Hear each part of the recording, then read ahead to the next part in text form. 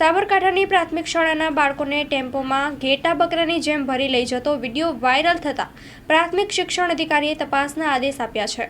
આપના દ્વારા જ આપના માધ્યમથી મને જાણ કરવામાં આવ્યું કે વડાલી 2 પ્રાથમિક શાળાના બાળકો પ્રી વોકેશનલ કેમ્પની અંદર એક જગ્યાએથી બીજી જગ્યાએ ટેમ્પોની અંદર લઈ જવામાં આવ્યા છે। આ ઘટનાની તપાસ કરાવી મારા તાલુકા પ્રાથમિક પાસેથી રિપોર્ટ મેળવી અને જો એની અંદર કોઈ અઘટિત વસ્તુઓ જણાશે તો ચોક્કસ નિયમોસરની કાર્યવાહી કરવામાં આવશે।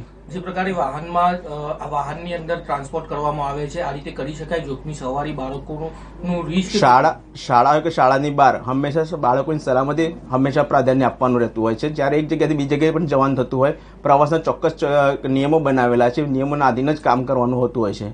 એક્સપોઝર વિઝિટ હોય તો પણ જો ગામની અંદર હોય તો પણ એની સલામતી બાળકોને ધ્યાનમાં રાખી અને લઈ જવાના થતા હોય છે। અત્યારે હાલ જે વિડીયો વાયરલ થયો છે તેમાં કોઈ પણ સલામતી દેખાતી નથી, તો એ બાબતે કયા ધારાધોરણોથી કાર્યવાહી હાથ ધરવામાં આવશે? આ જે આપને જે વિડીયો મને બતાવ્યો છે એ વિડીયો અનુસાર મારા ટીપીઓ પાસેથી વ્યવસ્થિત અહેવાલ મળ્યા બધી પછી જ એના અંગે કંઈક કહી શકાશે। કોઈ કાર્યવાહી કોના સામે થાય તો કદાચ શાળાના બાળકો લઈ જવાની જવાબદારી શાળાના આચાર્ય સાથે હોય છે, પણ આ ઘટનાની અંદર કોણ કોણ છે એ પણ જરા જોઈ લઈશું। શું નામ આપ્યું સાહેબ? કેયુર ઉપાધ્યાય।